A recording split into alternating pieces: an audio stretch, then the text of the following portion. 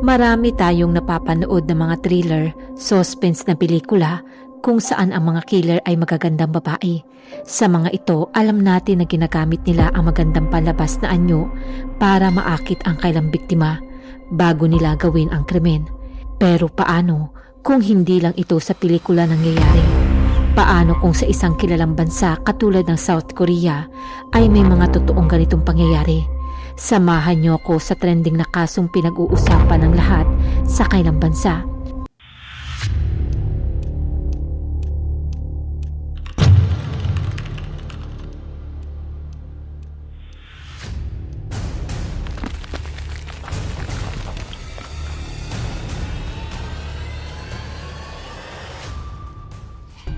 Sa Suyodong Gambokgo, Seoul, South Korea, isang lugar sa hilagang bahagi ng lungsod kung saan maraming mga residential at commercial building, karaniwang may mga motel na matatagpuan dito.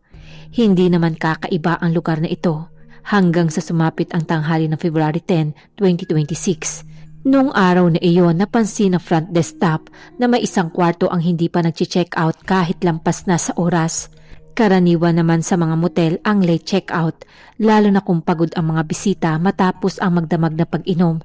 Pero para na rin sa kaligtasan ng mga guests sa nasabing kwarto, minabuti ng front desk officer na tawagan ang telepono sa loob ng kwarto pero wala namang sumasagot. Lumipas ang ilang minuto, muli silang tumawag pero wala pa ring tugon mula sa mga ito. Sa puntong ito, nagdesisyon na ang motel staff na puntahan ang kwarto. Kumakatok sila habang nagpapakilala ng mga staff at pinaalala na kailangan na mag-check out ng mga guests. Pero katahimikan lang ang balik sa bawat salita nila. Dahil sa patakaran ng kaligtasan ng mga bisita, binuksan nila ang pinto gamit ang master key. Pagpasok pa lamang, may kakaibang pakiramdam na agad ang bumalot sa silid. Hindi ito karaniwang itsura ng kwarto pagkatapos na isang gabing may inuman.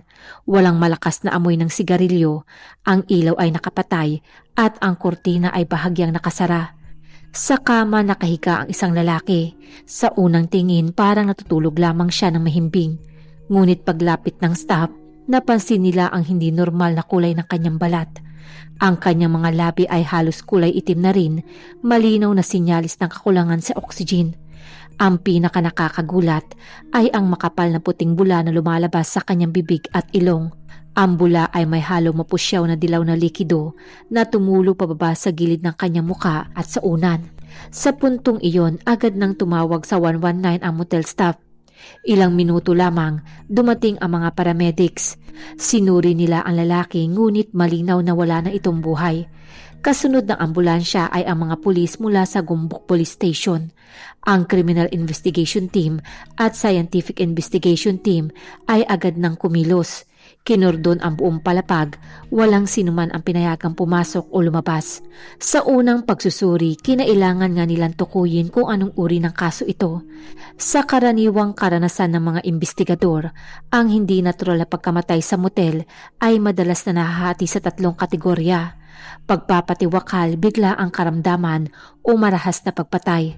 Kung suicide ito, karaniwang maebidensya ng suicide note, mga bote ng gamot na walang laman o kaya na may mga bakas sa pagtakip ng bintana para sa carbon monoxide poisoning.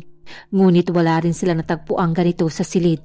Kung bigla ang karamdaman naman, maaaring may kasaysayan ng sakit ang biktima.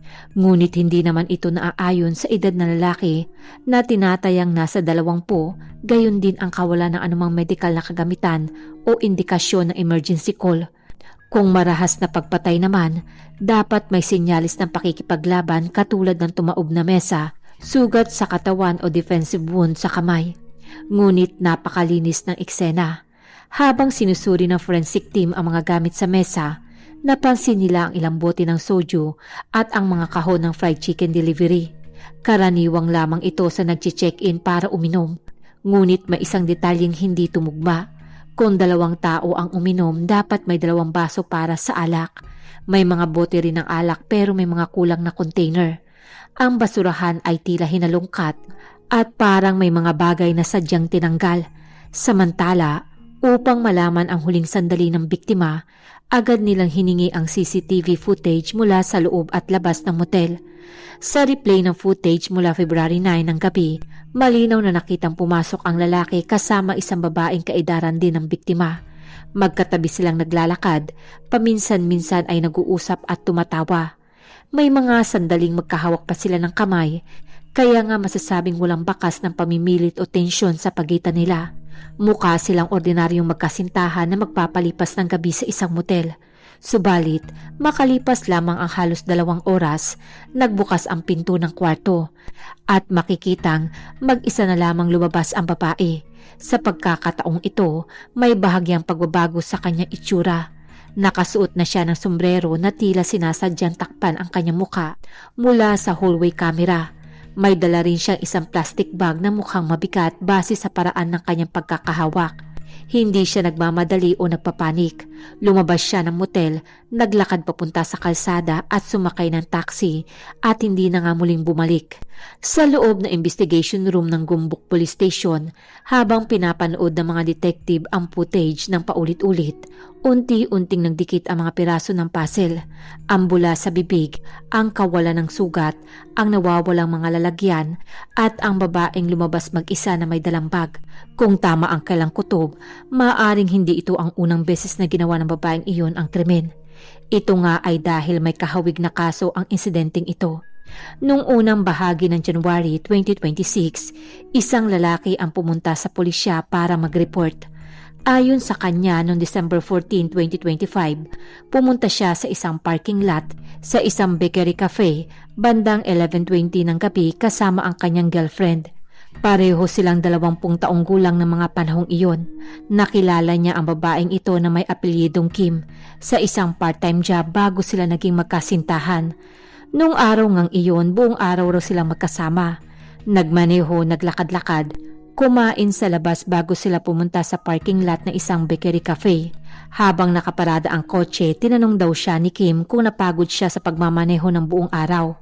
Pagkatapos nito, mula sa kanyang bag, inilabas daw ni Kim ang isang bote ng energy drink. Ininom niya iyon para hindi nga siya antukin. Hindi naman siya nagduda sa alok na ito dahil kasintahan niya naman si Kim. Pagkaraan nga na humigit kumulang 20 minuto, nagsimula na nga siyang makaramdam ng kakaibang antok. Hindi ito normal na pagod matapos ang mahabang araw. Bumigat ang kanyang talukap, parang unti-unting nawawala ang kontrol sa kanyang kalamnan. Maya-maya, tuluyan na nga siyang nawala ng malay sa loob ng kotse. Nang magising siya ay nasa ospital na raw siya.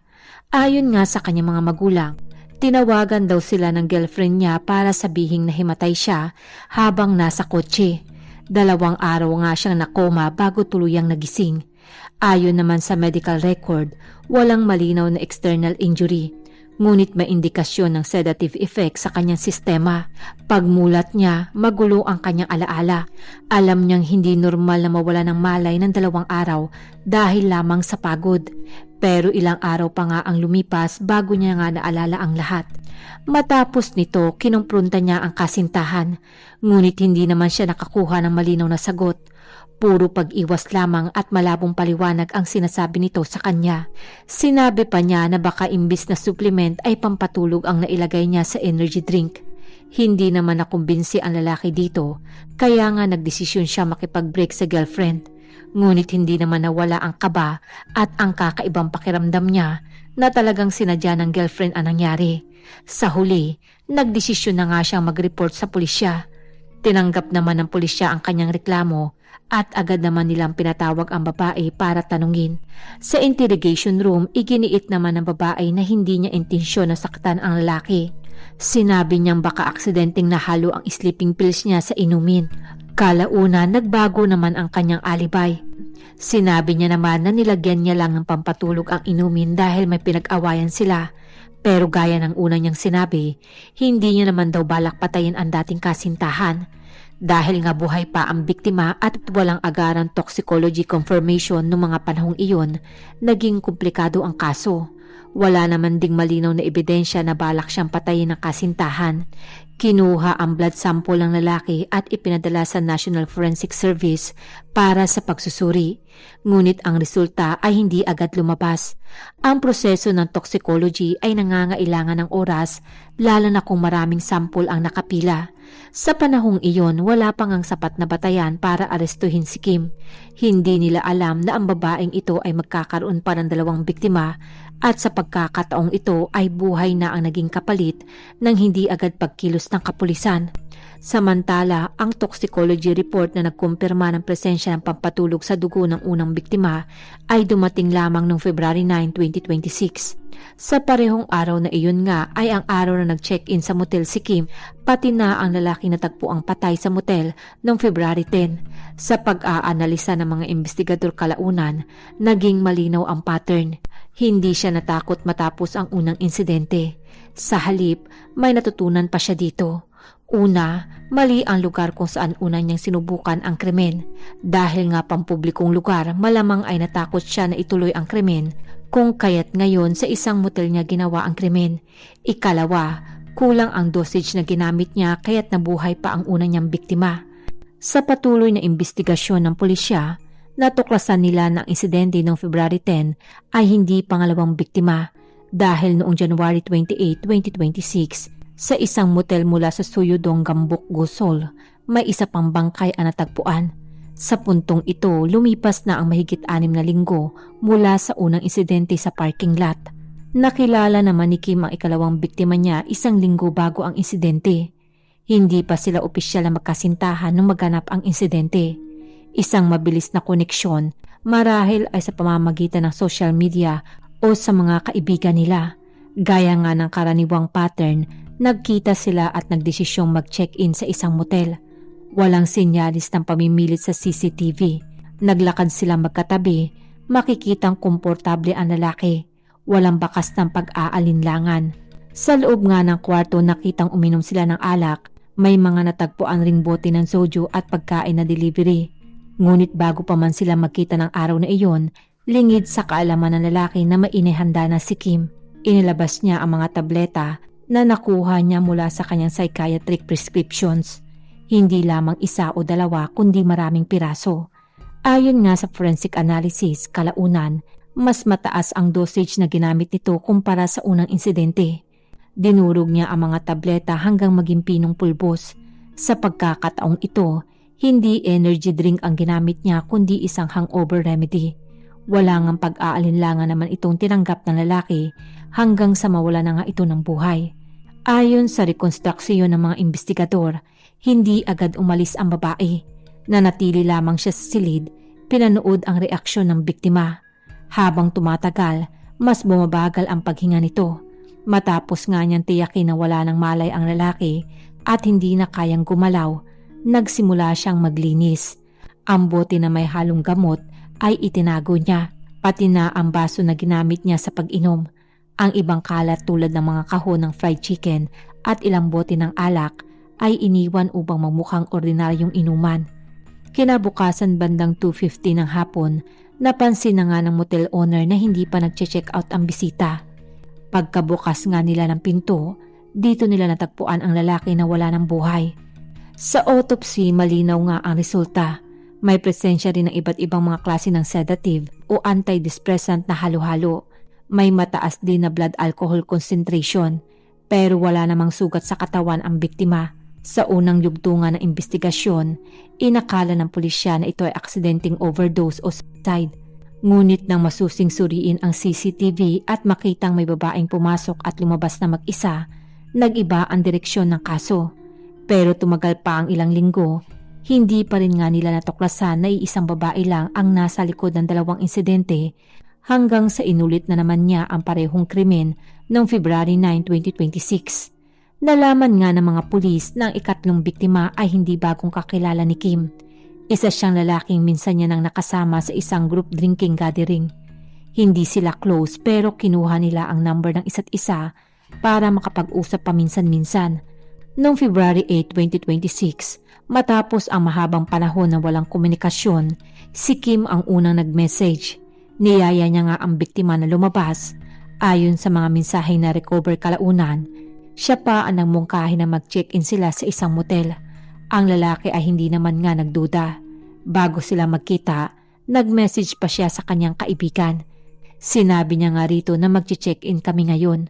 Walang bakas ng takot sa kanyang mensahe. Sa halip ay parang excited pa ang biktima. Hindi niya nga alam na may maitim na palang balak sa kanya ang babaeng akala niya ay magiging kasintahan niya matapos ang gabing iyon. Nang pagtabihin ng mga investigador ang timeline ng dalawang motel incident, malinaw ang pagkakapareho. Parehong lalaking nasa edad 20, parehong motel sa Gumbukgo, parehong walang external injury, pareho ring may mataas na level ng sedative hypnotic drugs at alcohol, at parehong may babaeng huling kasama na umalis mag-isa. At nang idagdag pa ang unang insidente noong December 14, ang lalaking nawala ng malay matapos uminom ng inumin mula sa kanyang girlfriend, nabuo ang mas nakakatakot na larawan. 3 biktima sa loob ng halos 2 buwan. Habang patuloy ngang lumalalim ang investigasyon sa 3 magkakaugnay na kaso, mas nakilala nga nila ang suspect na si Kim. Hindi pa inilalabas ang kumpletong pangalan niya sa publiko dahil patuloy pa rin ang investigasyon sa kasong ito. Aktibo siya sa Instagram, madalas na mag-post ng selfies, minsan umaabot ng 10 sa loob ng isang araw. Iba't ibang anggulo, iba't ibang filter, maganda ang make-up at maayos ang kanyang buhok. Sa unang tingin, isa siyang ordinaryong dalagang naghahanap ng atensyon at koneksyon sa social media. Ngunit ang timing ng kanyang mga post ay nagpakita ng mas nakakatakot na pagkatao niya. Noong January 29, ang mismong araw ng tagpuan ang bangkay na ikalawang biktima, nag-upload siya ng kanyang selfie. Nakangiti siya at tila wala man lamang bahid ng pagkabalisa. Noong February 9 at 10, mga panahon na hinahanap na siya ng mga pulis, kaugnay sa ikatlong kaso, nag-post pa rin siya. Isa sa kanyang mga upload ay ilang oras lamang bago siya tuluyang maaresto. Sa digital forensics, mas lumawak pa ang larawan. Hindi lamang Instagram ang ginagamit niya. Aktibo rin siya sa ilang mga dating application. Doon, ibang bersyon ng kanyang sarili ang ipinapakita niya. Mas maamo at hindi makabasag pinggan. Minsan ay nagpapahiwatig siya na siya ay malungkot dahil siya ay single. Hayagan niya ring sinasabi ang pagnanais niya ng kagustuhang magkaroon ng seryosong relasyon. Mabilis rin siya mag-accept ng iba't ibang kausap na lalaki. Siya rin ang madalas na unang nagpa-follow at unang nagme-message sa mga gusto niyang lalaki. Ayon nga sa mga na-recover na chat logs, madalas ay ilang araw lamang ang pagitan mula sa unang mensahe hanggang sa personal na pagkikita. Minsan nga ay ilang oras lamang. Talagang pinipili niya ang mga target niya. Batay sa pagsusuri ng mga investigador, kadalasan ay ang mga lalaking nasa edad 20 hanggang early 30s, may disenteng trabaho o mukhang may kakayahang gumastos, pati na ang mukhang mabait at madaling pakisamahan. Matapos ang ikalawang pagpatay, lumitaw sa data analysis na tumaas ang kanyang activity sa dating apps. Sa halip nga na umatras siya dahil sa panganib, tila mas naging agresibo pa siya sa paghahanap ng susunod niyang biktima. Ayon sa mga eksperto ng criminal behavior, kapag ang offender ay matagumpay sa unang pagpatay at hindi agad nahuhuli, may posibilidad nga na tumaas ang pakiramdam nila na hindi sila mahuhuli pa. Nababawasan nga ang takot at nadadagdagan ang kailang kumpiyansa.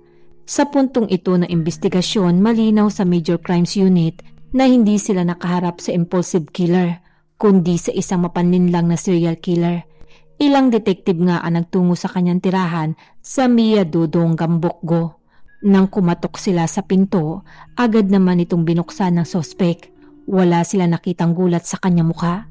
Nakasuot siya ng simpleng pangtulog. Kalmado siya at halos walang emosyon. Sa loob nga ng bahay, nagsagawa ng masusing search ang mga otoridad. Ang kanilang natuklasan ay lalong nagpatibay sa hinala na hindi ito aksidenteng krimen. Sa mga drawer ng bedside table, sa loob ng bag at maging sa mga kahon sa sulok ng kwarto, natagpuan ang humigit kumulang 30 hanggang 40 na tabletas ng iba't ibang klase ng sedative at antidepressants. Karamihan nga rito ay mga gamot para sa anxiety at insomnia. May mga bote rin ng hangover remedy na walang laman. Ang mas lalong nakababahala ay may natagpuan din silang grinding tools, isang maliit na pandurog ng tableta. Ibig sabihin, hindi niya nga basta hinahalo ang gamot ng buo. Maingat niya nga itong dinudurog upang maging pinong pulbos. Mas madali nga itong matunaw, mas mahirap makita. Ayon sa investigasyon, ang mga gamot ay nakuha niya sa pamamagitan ng pagpunta sa iba't ibang mga psychiatric clinics, isang gawain na tinatawag na medical shopping. Sa bawat konsultasyon, pareho ang kanyang reklamo, insomnia, anxiety, hirap siyang makatulog. Sa ganitong paraan, nakalikom nga siya ng malaking bilang ng mga gamot. Sa interogasyon, inamin naman niyang siya ang naglagay ng gamot sa inumin ng mga lalaki. Ngunit mariin niya pa ring itinanggi ang intensyong pumatay. Sinabi niyang, gusto ko lamang silang patulugin. May mga pagkakataon na nag-aaway kami o naiingayan ako sa kanila. Hindi ko naman alam na mamamatay sila. Para sa investigador, hindi tugma ang paliwanag sa mga ebidensya. Kung hindi niya nga alam ang panganib, bakit dinoble niya ang dosage mula sa unang insidente? Kung aksidente lamang ito, bakit may grinding tool na natagpuan? Kung simpleng away lamang ang dahilan, bakit sistematikong inalis ang mga bote at lalagyan sa eksena? Ang pinakamalaking turning point ng investigasyon ay nagmula nga sa kanyang cellphone. Sa digital forensic analysis, na-recover ang mga search history at AI chatbot conversation bago ang ikalawa at ikatlong pagpatay. Dito nakita na ilang beses niyang tinanong ano ang mangyayari kung pagsasamahin ang sleeping pills at ang alcohol. Mapanganib ba ito? Pwede bang ikamatay? Malinaw nga ang mga sagot na natanggap niya. Maaaring magdulot ito ng respiratory depression, cardiac arrest at kamatayan. Ibig sabihin, bago niya isagawa ang ikalawa at ikatlong krimen, alam na niya ang posibleng resulta. Matapos ngang makuha ang mga record na ito, formal siyang inilipat ng pulisya sa prosekusyon noong February 19, 2026 sa ilalim ng kasong murder at paglabag sa Narcotics Control Act. Sa ilalim nga ng batas ng Korea, mahalaga ang patunay na intent to kill upang maitaas ang kaso mula sa causing death by injury patungong murder. Ang mga ginawa niyang pag-research ay naging konkretong ebidensya na alam niya ang panganib ngunit itinuloy niya pa rin ang gawain. Isinasagawa rin ng psychopathy assessment gamit ang psychopathy checklist reverse. Sa Korea, ang score na 25 pataas ay itinuturing nga na psychopathic traits. Pero hanggang sa ngayon, hindi pa inlalabas ang opisyal na resulta. Habang patuloy nga ang paglilitis at investigasyon, may isang detalye ang hindi matanggal sa isipan ng marami. Ang ikinababahala ng mga kapulisan ay ang katotohanan na matapos nga ang pag-aresto, bigla pang dumami ang followers ni Kim sa Instagram mula sa ilang daan, naging libo-libo pa ito. May mga komento pa ang nagsasabing maganda naman siya at kung siya ang mag-aalok sa akin ng inumin, tatanggapin ko. Na nagpapatunay lang na kung hindi pa siya naaaresto ay mas marami pa nga siyang mabibiktima. Hanggang sa ngayon ay wala pa rin pag-amin mula kay Kim kung bakit niya nagawa ang kanyang mga krimen. Patuloy pa rin nga ang investigasyon at paglilitis sa kasong ito. Magbibigay na lamang po ako ng update patungkol dito. Maraming salamat po sa patuloy na panunood ng aking mga kwento. Kung nagustuhan niyo po ang kwento ko sa araw na ito, pwede po ba akong makahingi ng like? Pa-subscribe na rin po kung hindi pa po kayo nakakapag-subscribe. At kung nais niyo pong mag-share ng inyong opinion about sa kwento, ilagay niyo lamang po sa comment section. Malaking tulong po ito sa aking maliit na channel. Ako po si Denise at see you in my next video.